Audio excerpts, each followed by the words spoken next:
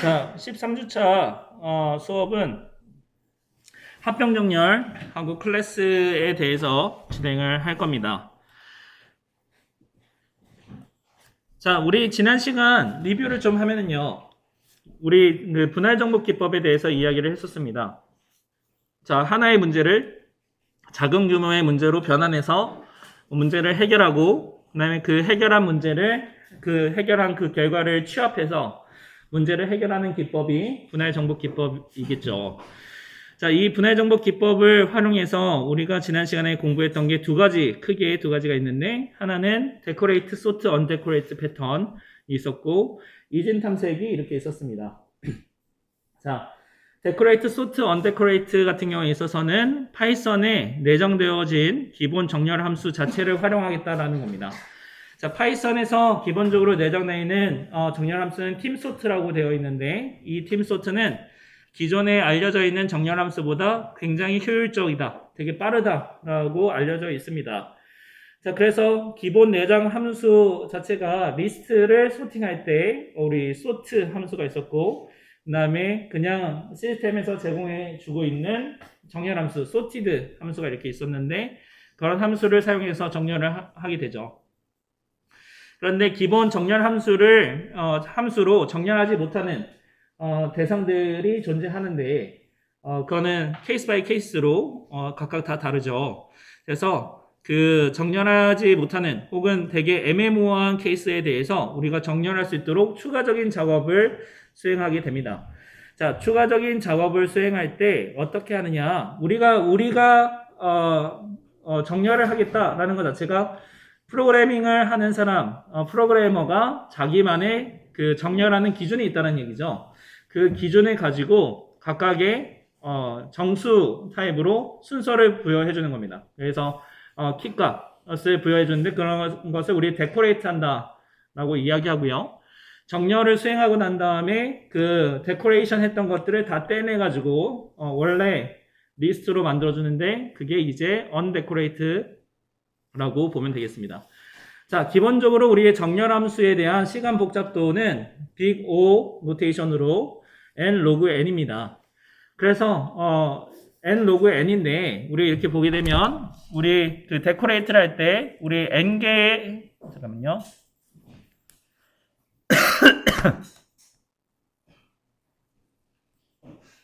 네.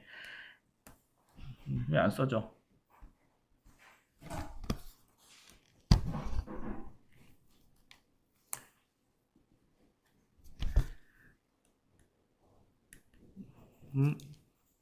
멈췄어요.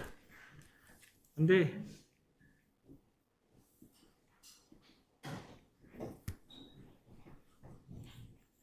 네, 잠시만요.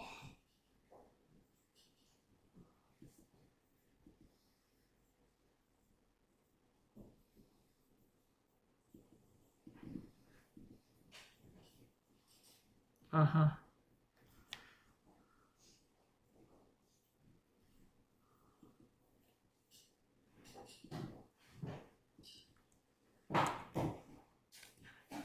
프로그램이 죽어버렸네.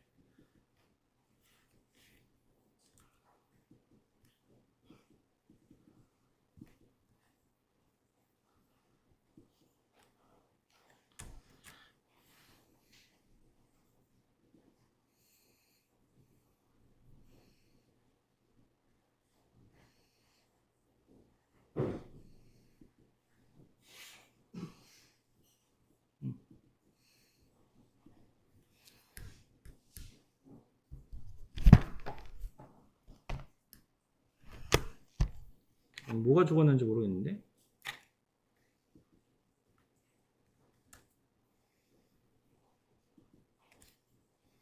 파워포인트가 죽은 것 같아요.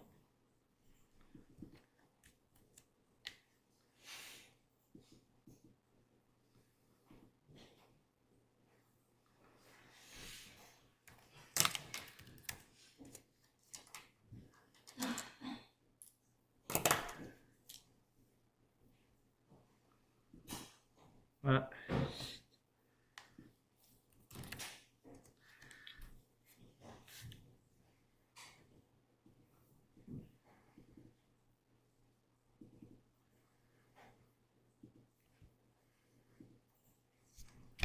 자, 다시. 자, n개에 대해서 우리가 데코레이트를 수행하는데, 우리 n개의 엘리멘트에 대해서 데코레이트 하는 그 코스트, 자체를 우리, d의, n이라고 일단은 가정을 해보도록 하겠습니다. 자, 그 다음에 undecorate를 할 때, 우리 n개의 원소에 대해서 처리해야 되니까, 여기도 u의 n이라고 이렇게 보겠습니다.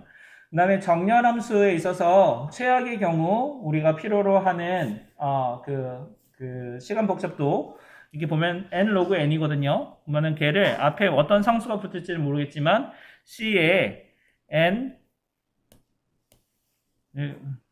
또 멈췄어.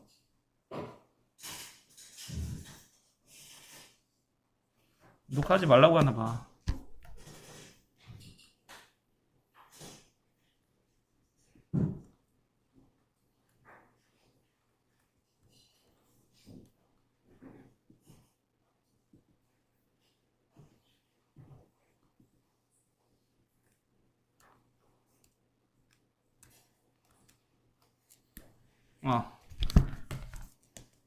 자, C에 N 로그 N 정도 이렇게 된다고 봅시다.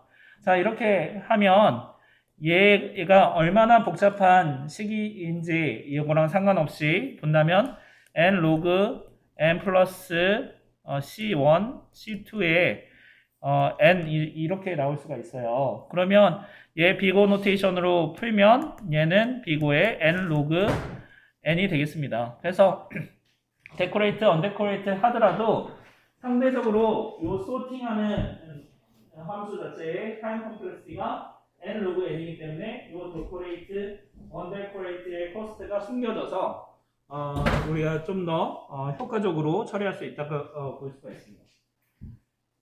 자, 그러면 이중 탐색에 대한 것도 우리 봤었는데 이것도 디바이드 앤 컨커죠. 그래서 우리 문제의 대상 자체를 쪼개서 이미 기본적으로 정렬되어 있다고 가정할 시에 활용할 수가 있는데 문제의 영역에 있어서 내가 보지 않아도 되는 부분들을 잘라내는 겁니다. 잘라내서 이중 탐색의 트리의 높이만큼 비교하게끔 되는데 비고의 로그 n의 시간 복잡도를 가져서 분석하는 것을 우리 지난 시간에 했었습니다. 자, 이번 주에 수업 목표는 머지 소트에 대한 개념과 기본 코드에 대해서 우리 한번 이해를 해볼 수 있도록 할 겁니다. 그래서 코드에 대한 분석도 같이 진행을 해보려고 하고 있습니다. 자, 그 다음에 우리 클래스에 대한 정의들 이렇게 좀 했었는데 클래스에 대한 정의와 인스턴스를 생성해서 이 인스턴스에 대한 내용들을 조금 보게 될 거고요. 자, 그 다음에 실습을 할 건데 파이썬 텔레그램 본 패키지랑 클래스 사용법에 대해서 우리 사용을 보도록 하겠습니다. 자, 기본적으로 우리 합병정렬, 머지 소트 이렇게 되어 있는데 기본 개념 자체는 디바이드 앤 컨커가 되겠습니다. 그래서 먼저 우리가 디바이드 해주고 그 다음에 컨커 해주는 부분이 존재합니다. 자, 처음에 베이스 케이스로 보는 게 무엇이냐면 리스트를 대상으로 정렬을 할 때 그 리스트의 길이가 1이면 얘는 정렬됐다라고 볼 겁니다. 그잖아요? 가장 작은 거 오름차순으로 정렬하세요 라고 얘기했을 때 원소의 리스트가 원소가 딱 하나만 있으면은 비교할 필요 없이 그냥 그거 자체로 정렬이 되어 있다라는 거죠. 자, 리커시브 스트럭처 부분 계속 반복해서 쪼개나가는 부분이 이렇게 있는데 요게 이제 디바이드 해주는 거죠. 디바이드 할 때 어떻게 하냐? 정렬 대상 리스트가 있으면 그게 정렬이 안 되어 있다고 한다면 같은 크기의 두 개의 리스트로 나눠요. 나누고 각각에 대해서 머지 소트를 수행합니다. 우리 이 머지 소트 자기 자신을 호출해 주는 거예요. 그래서 정렬이 안 돼 있다고 하면 그냥 자기 자신 쪼개가지고 각각에 대해서 머지 소트 해 이렇게 되고 그 다음에 이 부분이 이제 컨커하는 부분입니다. 자, 정복을 어떻게 할 거냐? 반환된 머지 소트로 반영되어 있는 반환된 두 개의 리스트에 대해서 왼쪽 부분, 오른쪽 부분 잘랐으니까 두 개에 대해서 반환이 됐다고 한다면 정렬 방식으로 합병을 해주는데 이 정렬 방식이 무엇이냐면 얘입니다. 오름차순이냐 혹은 내림차순이냐 얘에 따라서 서팅을 해주게 됩니다. 서팅을 합병을 해주는데 그 기본 기준을 보게 되면 다음과 같습니다. 요 왼쪽에 있는 게 이제 left, right라고 가정을 해보죠. 그러면 왼쪽이 1356, 오른쪽이 2478. 그래서 정렬이 되어 있습니다. 자, 정렬이 되어 있으니까 어떻게 하느냐? 자, 1번하고 2번. 자, 우리가 기본적인 개념 자체가 이렇게 되어 있어요. 왼쪽에 인덱스를 i라고 보고, 요 오른쪽에 있는 인덱스를 j라고 이렇게 한번 보도록 하겠습니다. 자, 그러면 인덱스 i하고 j를 기준으로 해서 i와 자, left는 i, 그 다음에 right는 j 이렇게 하고 i를 우리는 뭐로 할 거냐면 left의 가장 오른차순으로 정렬하겠습니다. 가장 작은 원소라고 하고 j를 left의 죄송합니다. right죠. right의 가장 작은 원소라고 하고 근데 어떻게 하느냐 제일 작은 원소를 지금 리절트 여기가 리절트인데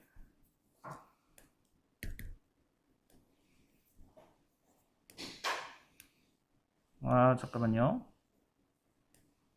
자, 요 리스트가 이제 리절트 리스트인데 이 리절트 리스트에다가 하나씩 추가해서 하는 겁니다. 어떻게 하느냐? 제가 파란색으로 표시할 텐데요. 1하고 지금 왼쪽의 리스트의 원소하고 오른쪽의 리스트의 원소 중에서 가장 작은 것을 선택을 해서 두 개를 비교해서 더 작은 거를 집어넣는 거예요. 더 작은 거, 지금 1이 더 작죠? 그러면 1을 여기다 집어넣고 그 다음에 i를 어떻게 옮기느냐? 다음으로 옮기는 겁니다.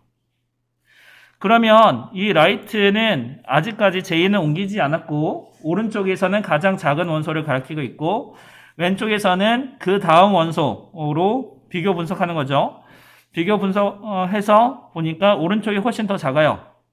그래서 다음 원소는 2를 집어넣고 그 다음에 j를 옮기게 됩니다. 자, 이런 형태로 가장 작은 거 합병할 때, 머지할 때 가장 작은 거를 리절트로 계속 추가하면서 정복을 하고 다 정렬이 되면 얘를 반환을 해주게 되겠습니다.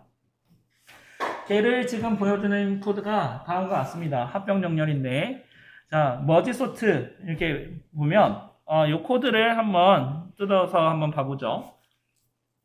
머지 소트 L에서 L이 주어져 있고 만약에 length의 L이 보면 2보다 작다. 자, 2보다 작다라는 말은 length가 0이거나 1이라는 얘기죠. 자, 그러면은 자기 자신을 그냥 반환해 버립니다. 그러니까 정렬이 이미 끝나 있다. 베이스 케이스라고 볼 수 있죠. 자, 그런 다음에 만약에 2보다 크다라고 이야기하면 어떻게 하느냐? 몫으로 다음과 같이 이제 몫을 반환을 해주죠. 2로 나눈 몫으로 했으니까 두 개, 절반씩 나눈 겁니다. 절반씩 나눈 다음에 머지 소트 이렇게 각각 호출해 주는데 자, 요 부분이 우리 슬라이싱이라고 하죠.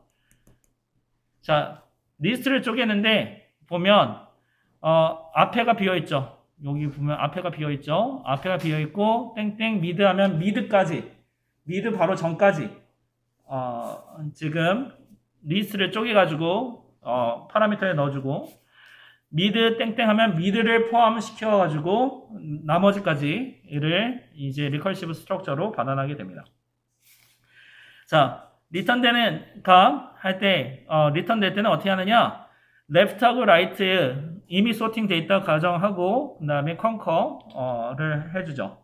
자, 밑에 있는 코드는 지금 타겟 리스트 정렬해야 되는 대상이고 그 다음에 화면에다가 정렬된 리스트를 출력하게끔 되어 있습니다. 자, 그 다음 부분을 이렇게 보게 되면 합병 정렬에서 정복하는 부분입니다. 자, 앞에서는 우리 그 로직 자체가 되게 간단했어요. 리스트가 주어져 있으면 리스트에 원소가 하나 있으면 이미 정렬된 거다. 그래서 정렬이 다 돼 있는 거를 바나나를 받으면 머지라는 걸 통해 가지고 머지를 할 텐데 요 코드가 그러면 바나나에 되는 리절트 이렇게 해줬고 비어있는 리스트를 만들었고 그 다음에 i, j 하고 0,0 이렇게 하면 요게 쭈플이죠. 쭈플로 만들어주고 얘를 언패킹 해줍니다. 언패킹 해주는 거죠. 언패킹 해서 각각 0을 이렇게 i, j에다가 넣어주게 됩니다. 그 다음에 우리 요 while문 이렇게 있는데 while문에 보게 되면 i가 0이고 그 다음에 j가 0이었어요. 그 다음에 우리 left는 i고 right가 j라고 이렇게 얘기했죠. 자, length의 i가 length의 left보다 작으면 그러니까 무슨 말이냐? 우리가 주어져 있는 left가 이렇게 있고 right가 이렇게 주어져 있을 때 왼쪽에 있는 요 개수 있죠? count 이게 length의 left죠. i가 length의 left보다 크다라는 말은 무슨 말이냐면 왼쪽에 있는 리스트에 대해서 전부 다 처리가 됐다는 말입니다. 그죠? i가 length의 left보다 작다라는 말은 아직 처리해야 될 대상이 남아있다라는 의미죠. 자, 그래서 while i가 지금 length의 left보다 작을 때 그리고 j가 length의 right보다 작을 때 그러니까 왼쪽하고 오른쪽하고 아직 처리될 게 많이 남아있다고 한다면 이 while문을 계속 반복하는데 어떻게 하느냐 left의 i, right의 j 이렇게 해서 이 두 개를 i번째, j번째 원소를 비교해서 작은 거를 리절트에다가 추가를 하는 거죠. 근데 append 이렇게 했으니까 얘는 뒤에 추가하게 되는 겁니다. 뒤에 이렇게 계속 덧붙이는 거죠. 자, 그래서 i번째 원소가 더 작다라는 말은 left의 원소가 더 적었다라는 말이고 그 left의 원소를 추가했으니까 i의 인덱스만 증가시키는 거예요. 이렇게. j에 대한 부분들도 보면 만약에 j가 오른쪽이 더 작았다라고 한다면 오른쪽에 있는 원소를 쓰고 오른쪽에 있는 원소를 리절트에다 집어넣고 그 다음에 j의 인덱스를 추가하게끔 되어 있습니다. 그래서 얘를 계속 반복을 하는데 언제까지 반복하느냐 i나 j 이 둘 중에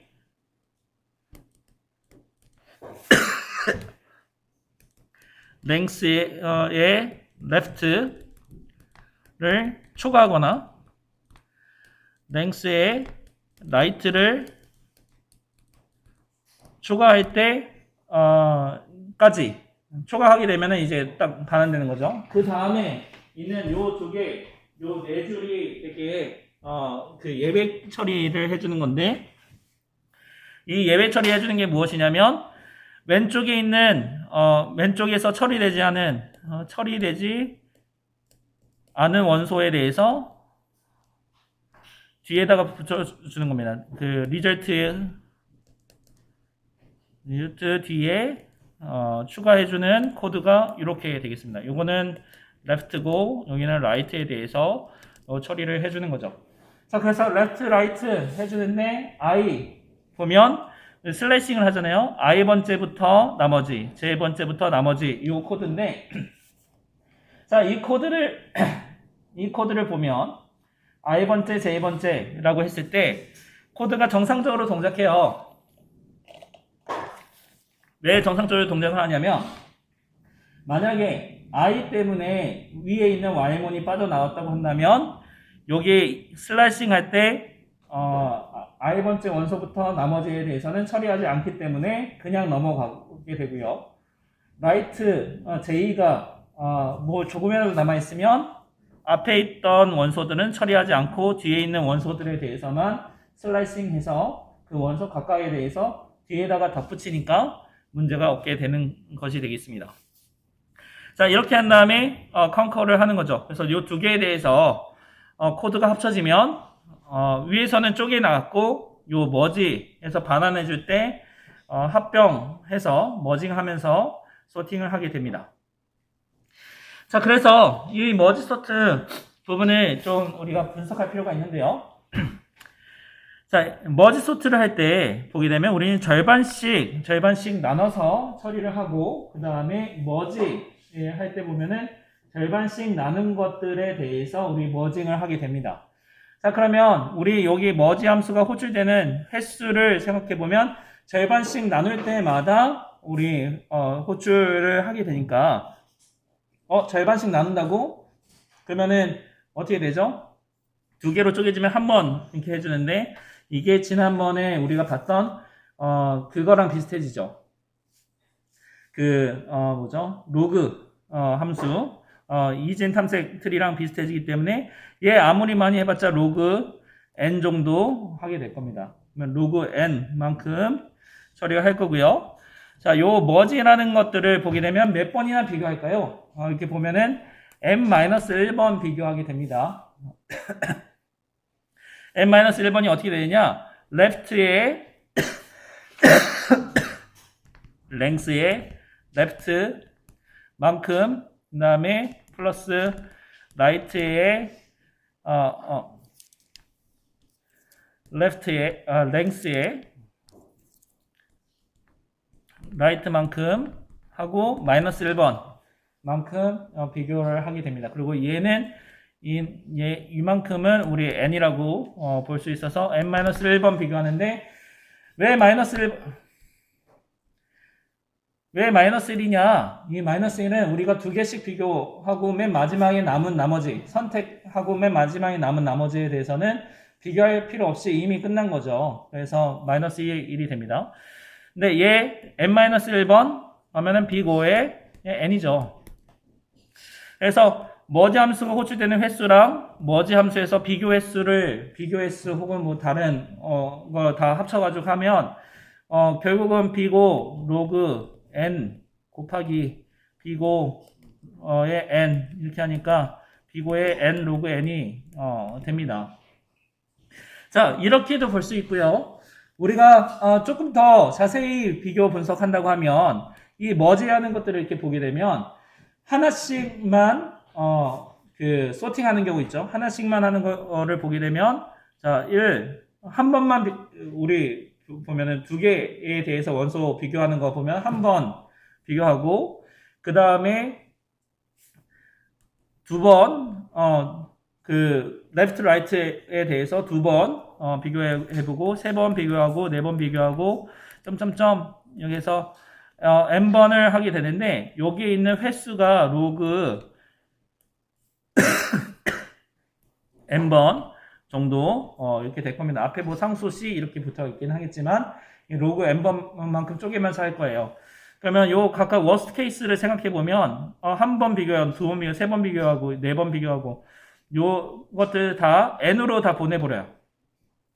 그러면 n 플러스 점점점 플러스 n인데 요 횟수가 로그 n번만큼 있으니까 로그 n 정도 되니까 n 곱하기 로그 n이 되는 겁니다. 우리 덧셈이랑 똑같잖아. 1이 10개 있으면은 1 곱하기 10 해서 10개 이렇게 하잖아요. 그 하는 것처럼 n 곱하기 로그 n 이렇게 해서 비고의 로그 n이 나오게 됩니다.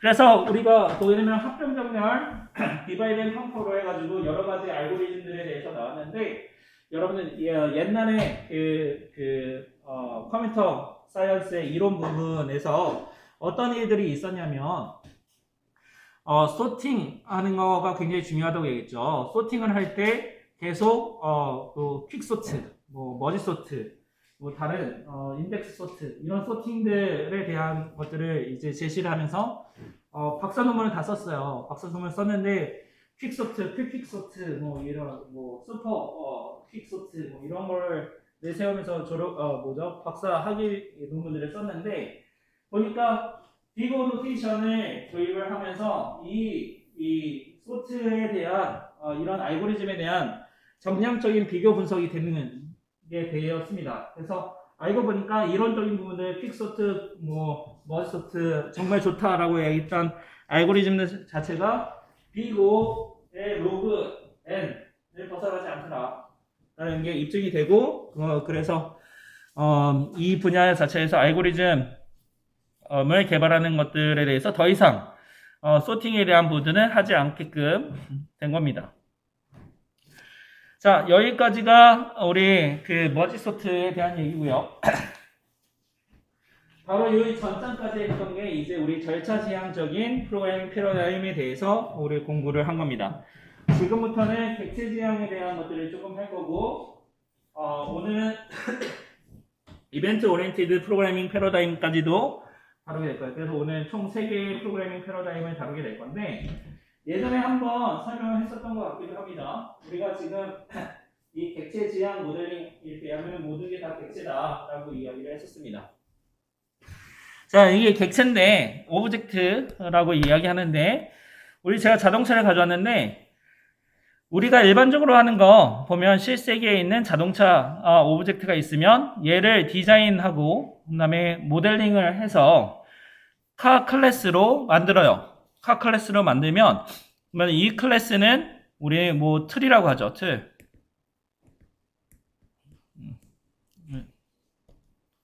자, 얘 또 이런다. 네, 카 클래스 틀이 되고요.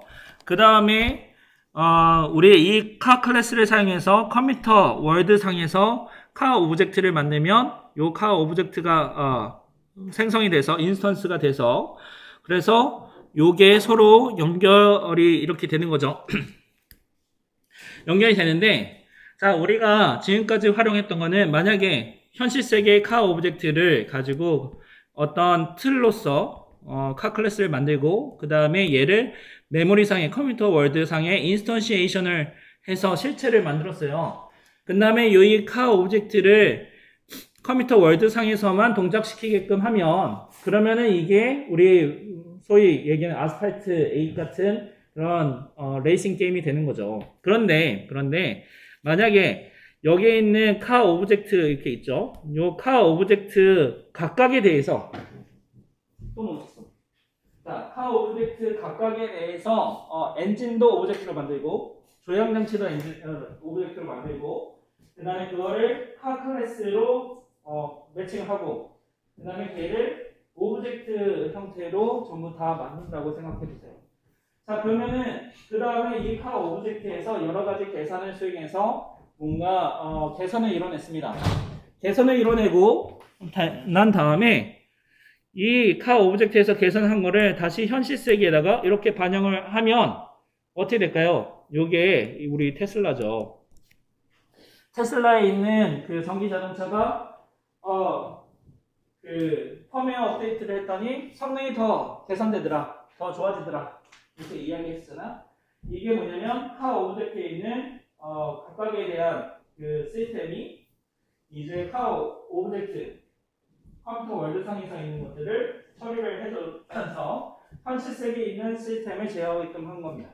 자, 요 카 오브젝트는 우리 보면 물리 손으로 잡히는 개체이기 때문에 피지컬 오브젝트라고 이야기하고, 얘는 카 오브젝트 컴퓨터 월드상에 있는 오브젝트는 우리 손에 잡히지 않는 거잖아요. 그래서 사이버 오브젝트라고 해서 사이버 피지컬 시스템이다 라고 이야기를 합니다. 그래서 요즘에 이 객체 지향이라는 것 자체가 이런 테슬라에서 펌웨어 업데이트를 통해 가지고 시스템 개선, 제로백을 더 빨리게 했다든지 아니면은 스티어링을 더 부드럽게 한다든지 자율주행을 할 수 있게끔 한다든지, 이런 것이 다 기본으로 깔리는 게 객체 지향 모델링이 되겠습니다.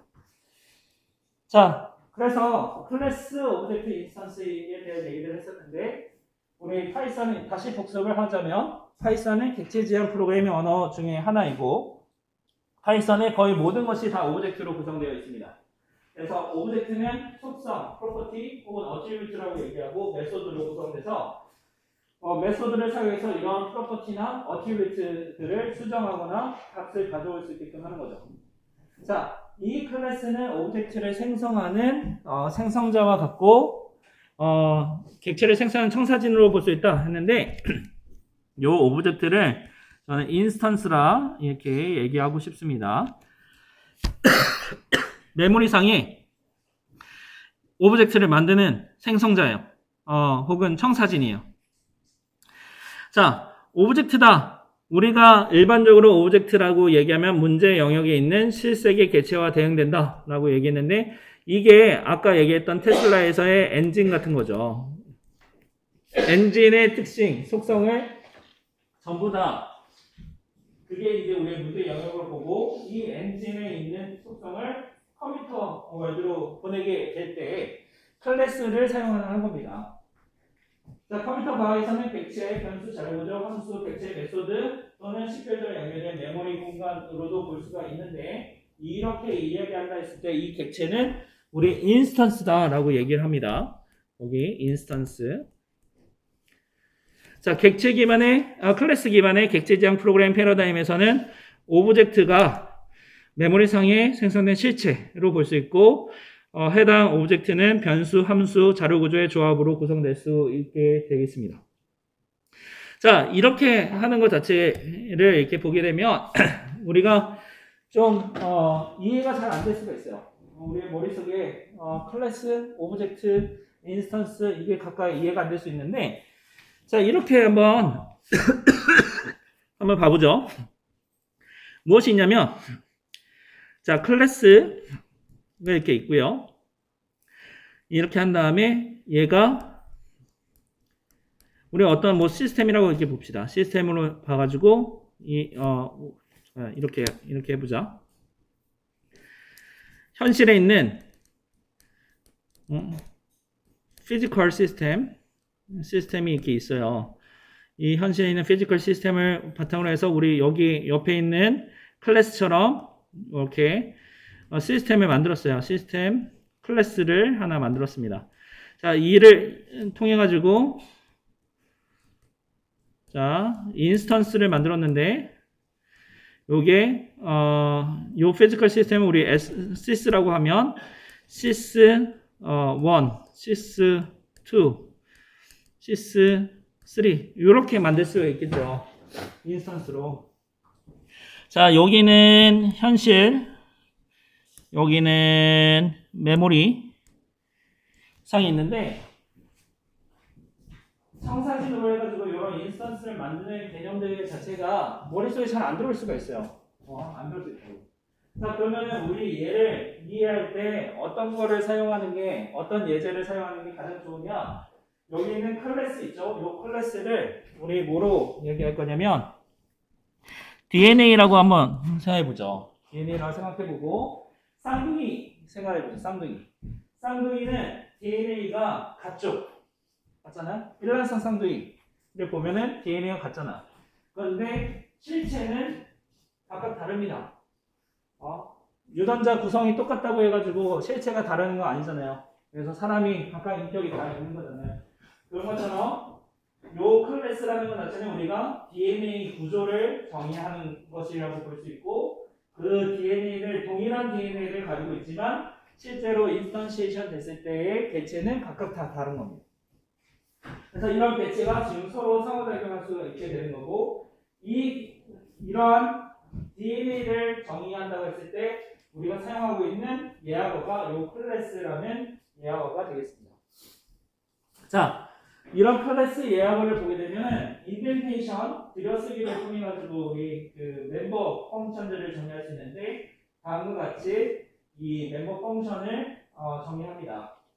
그래서 def 함수를 정의할 때 우리 definition에 대한 키워드 사용해서 함수를 정의했었는데 여기서는 아주 특별한 오늘따라 이게 잘 안 되네.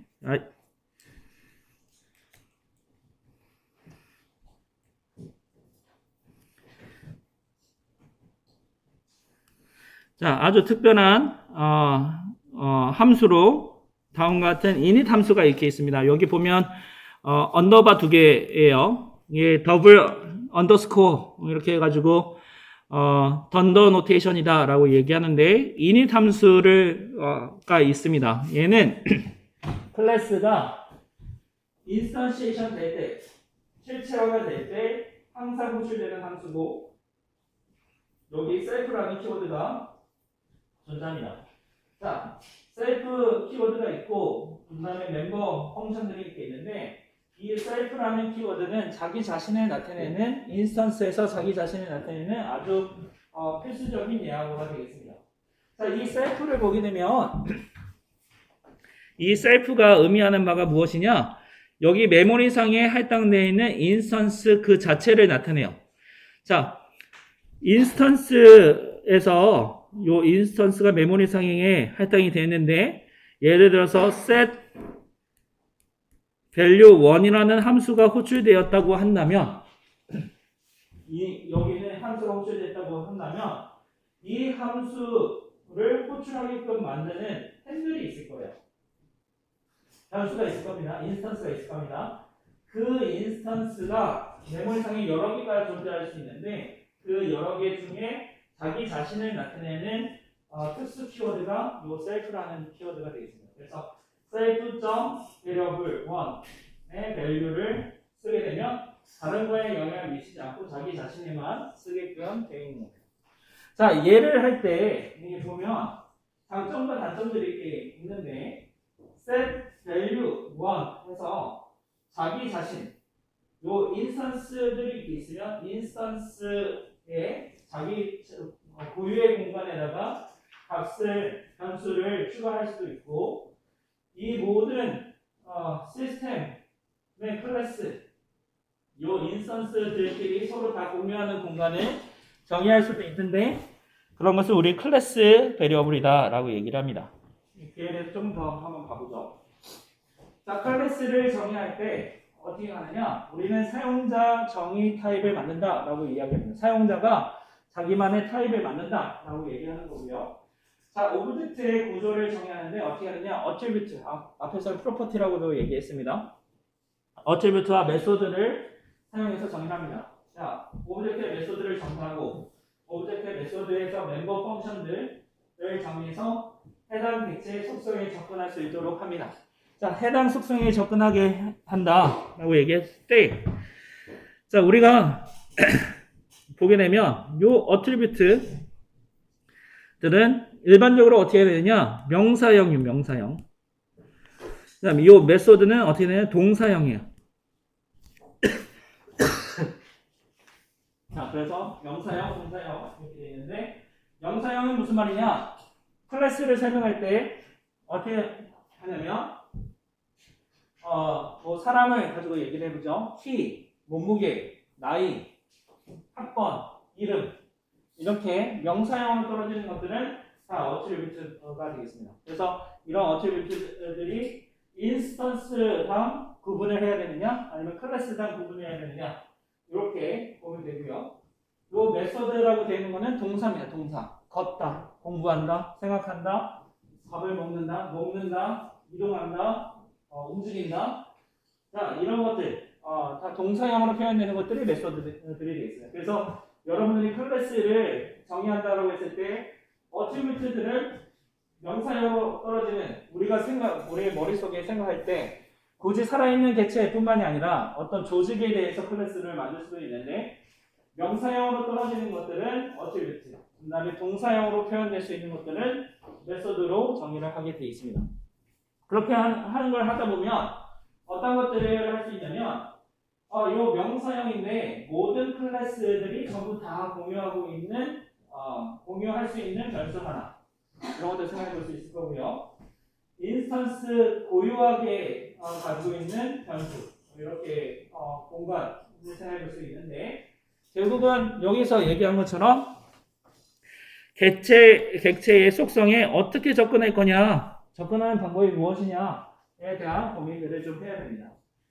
여기 있는 예제 코드들을 좀 설명했는데 A는 A에다가 클래스 네임.